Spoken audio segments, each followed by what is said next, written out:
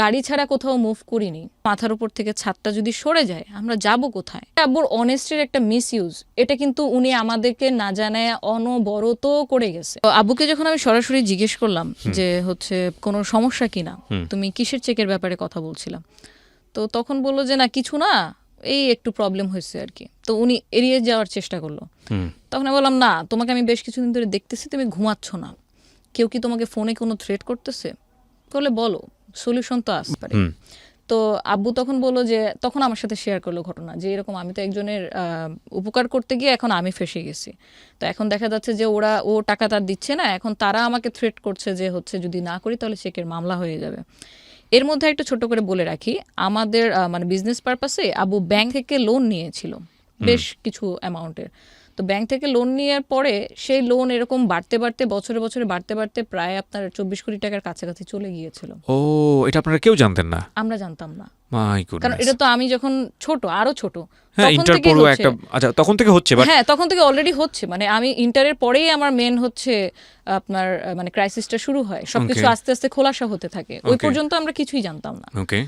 তো আব্বু তখন বললো যে না এরকম কিছু প্রবলেম হয়, সমস্যা নেই, আমি কথা বলে এটাকে আমি সর্ট আউট করে নিব।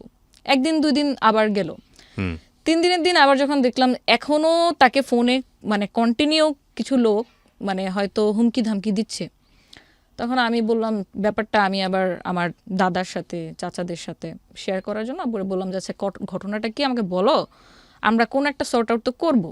এখন এখানে যদি তোমারও কোনো ফল্ট থেকে থাকে বা যারই ফল্ট, এটা একটা সর্ট আউট করতে হবে। এভাবে ঝগড়াঝাটি করে তো আসলে ঝামেলা বাড়বে, ঝামেলা কমবে না। তো ওইখান থেকে দেখা গেলো যে হ্যাঁ আবু বললো যে অমুকের কাছ থেকে আমি চেকটা আমি দিয়েছিলাম, কিন্তু এখন তো ওই উল্টা আমাকে থ্রেট দিচ্ছে। তো এই জিনিসটা যখন আমি চাচাদের সাথে শেয়ার করি, তখন আমি শেয়ার করতে গিয়ে দেখলাম যে হচ্ছে মানে আমার মাথায় আকাশ ভেঙে পড়ার মতো এই জন্য আমি শেয়ার করতে গিয়েছিলাম ধরেন 5% একটা প্রবলেমের কথা, কিন্তু গিয়ে জানতে পারি অলমোস্ট 80% একটা প্রবলেম নিয়ে আমরা অলরেডি চলছি, মুভ করছি। মানে বিষয়টা হচ্ছে এরকম যে আমার শরীরের কোনো একটা জায়গায় ছোট্ট একটা কিছু হয়েছে বলে আমি ডাক্তারের কাছে গিয়েছি, কিন্তু গিয়ে দেখি যে ক্যান্সার হয়ে বসে আছে। সঠিক। হ্যাঁ, এবং যখন মানে দেখলাম যে আব্বু এত কিছু শুরুর থেকে আমাদের কাছে মানে হাইডের পর হাইড করে আসতেছে, আমরা জানি না। আমাদের যে বাসাটা ছিল, নিজেদের বাড়ি ছিল যেটা শ্যামবাজারে 9 তলা বিল্ডিং ছিল, আব্বু পাকিস্তান থেকে মার্বেল পাথর ইম্পোর্ট করে ওই বাসাটা বানায়। My goodness. ওটার নিচেই আমাদের আড়ত ছিল। সেই বাসাটার এগেনস্টে অলরেডি আপনার মানে নিলামের নোটিশ চলে আসছে পত্রিকাতে লোনের এগেনস্টে, যে যদি লোনটা শোধ না করেন টাইমলি, অলরেডি তো চেকের ব্যাপারটা ছিলই একটা মাইনর জিনিস, বাট এটা যখন জানতে পারি যে পত্রিকাতে চলে আসছে নিলাম হবে, এটা তো মানে সেই লেভেলের একটা বদনাম। বিশেষ করে আমাদের মতো ফ্যামিলি, আমরা তো ওখানে আমাদের ব্যবসা, আমার দাদা 1964 থেকে ব্যবসা করে, সো ওখানে আমরা খুবই রিনোন। তো যখন এটা জানলাম আমার জাস্ট এটাই মনে হচ্ছিল যে তাহলে আমাদেরকে কেন বলা হয় নাই, আমরা তো অ্যাটলিস্ট হয়তো কিছু করতে পারতাম না, বাট একটা সাজেশন মেয়ে হিসেবে যতটুকু গাইডলাইন দেওয়ার কথা ততটুকু তো দিতে পারতাম, যতটুকুই নলেজে ছিল। তো এটা জানার পর তো তখন আব্বুকে গিয়ে আবার যখন বাসা ব্যাক করে আব্বুকে বললাম আব্বু এই ঘটনা, তাহলে আমাদেরকে কিছু বলো নাই কেন? বলে তোরা টেনশন করবি এই জন্য বলি নাই। আমাকে তোরা টেনশন করবি, আমরা যে তোমার 4টা মেয়ে, আম্মু আছে, আমাদের যদি আজকে বাড়িটা মাথার উপর থেকে ছাদটা যদি সরে যায় আমরা যাব কোথায়?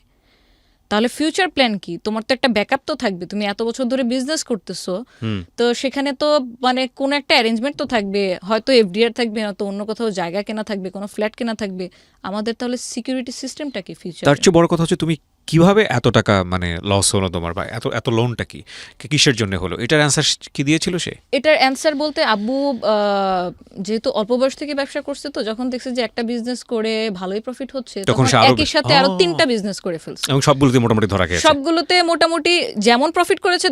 ব্যবসা আসলে হয় কি যে লাভ হলে 500 টাকা লাভ হয়, লস হলে বা 5000 টাকা একসাথেই লস হয়। ট্রু। জাস্ট এই কারণেই আপনার ওই ব্যাংক লোনে যাওয়ার কারণে আমার দাদার সবসময় নিষেধ ছিল যে ব্যাংকে লোন করো না, কারণ এটা আমাদেরকে মানায় না, সবাইকে ব্যাংক লোন মানায় না।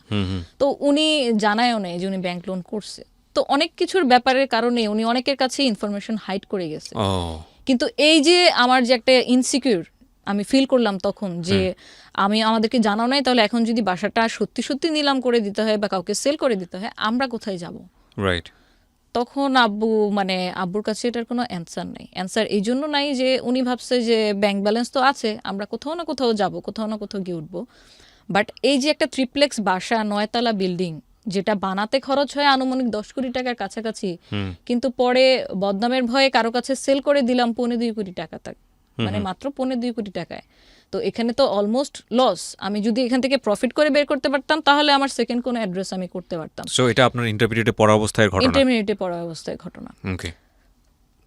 তারপরে আমরা এখন যেহেতু বাসা সেল করেই দিতে হবে, আমরা চাচ্ছি না যে এটা পত্রিকাতে উঠে নিলাম হোক, কারণ এটা বদনাম হয়ে যাবে।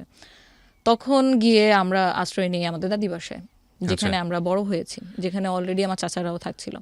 তো ওখানে অলমোস্ট আমরা 2 বছর থাকি। এটা কোথায়? শ্যামবাজারি। আচ্ছা। যেহেতু আমাদের এখন আব্বু, আমরা যখন কোশ্চেন করলাম যে কোনো ফিক্সড ডিপোজিট বা হচ্ছে আমাদের নামে কোনো ফ্ল্যাট কেনা, জমি কেনা, এরকম কোনো কিছুই, কোনো প্ল্যানিং সে করেনি, শুধু বিজনেসই করে গিয়েছে।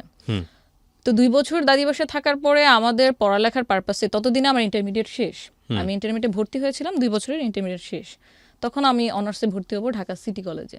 তো ডিস্টেন্সটা অনেক বেড়ে যায়, যে এখান থেকে আবার ধানমন্ডি এসে ক্লাস করতে হবে। আমার বড় ততদিনে কি হয়েছে, আপনার বাবার বিজনেস সম্পূর্ণ গুটিয়ে নিয়েছে? তখন বিজনেস যেটা ছিল আমাদের আড়তের, সেটা সম্পূর্ণ নেই, এবং উনি ট্রাই করছিল ওনার যেটা আপনার ফিক্সড টাকা আছে সেটা দিয়ে নতুন কোনো ব্যবসা দাঁড় করানোর, পার্টনারশিপে অন্য কারোর সাথে। এরকম কন্টিনিউ উনি ট্রাই করে যাচ্ছে, যেটাই ট্রাই করছে সেটা ফল হচ্ছে, যেটাই ট্রাই করছে সেটা ফল হচ্ছে।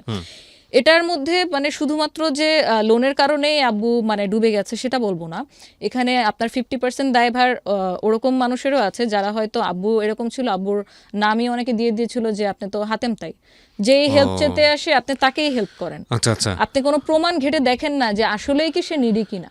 আচ্ছা। কেউ একজন এসে কান্না করলো আপনার সামনে, আপনি 2 হাত ভরে ড্রাই করে যা আছে আপনি দিয়ে দিলেন। তো এই যে আব্বুর অনেস্টির একটা মিসইউজ, এটা কিন্তু উনি আমাদেরকে না জানায় অনবরত করে গেছে। নয়তো একটা মানুষ এত বছর ব্যবসা করছে, এতগুলো টাকা ওনার মানে ওইখান থেকে রেভিনিউ আসছে, তাহলে টাকাটা নিয়ে কেন কোনো ফিউচার প্ল্যানিং হয়নি?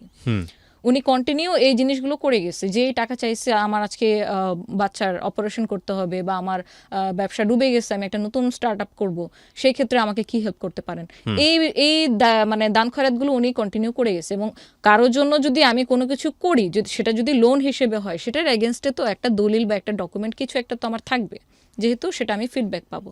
আব্বুর কোনো লোনের এগেনস্টে যাদেরকে লোন দিয়েছে কোনো ডকুমেন্ট ছিল না। সো যখন তাদের অবস্থা ভালোর দিকে চলে যায়, তখন কিন্তু তারা আব্বুকে চিনে নাই। ওকে ওকে। তখন একদম মানে টোটালি অপোজিট হয়ে গেছে, কয়েন ঘুরে গেছে, তখন তারা আব্বুকে চেনে না। অলরেডি তো আব্বুর ব্যবসা ডাউন, এখন সে অনবরত স্ট্রাগল করছে কিভাবে, কারণ সংসার তো চালাতে হবে, তার 4টা মেয়ে। তখন আপনার বড় বোনের বিয়ে হয়নি? তখন আমার বড় বোনের বিয়ে হয়নি। আমি যখন সিটি কলেজে অনার্সে ভর্তি হই, তো অনার্সের সেকেন্ড ইয়ারে পড়াকালীন সময় আমার বড় বোনের বিয়ে হয়। তো আমার তো আগে ছিল পুরান ঢাকায় স্কুল, আমি যাতায়াত করতাম আমার নিজস্ব গাড়িতে। কিন্তু এখন সিনারিওটা পুরোটা মানে একটা সিনেমার মতো আর কি চেঞ্জ হয়ে গিয়েছে, যে এখন আমরা থাকি পুরান ঢাকায়, বাট আমাকে ক্লাস করতে যেতে হচ্ছে সিটি কলেজে। আমার বোন তখন পড়তো আপনার স্ট্যামফোর্ডে, এনভায়রনমেন্টাল সায়েন্সে।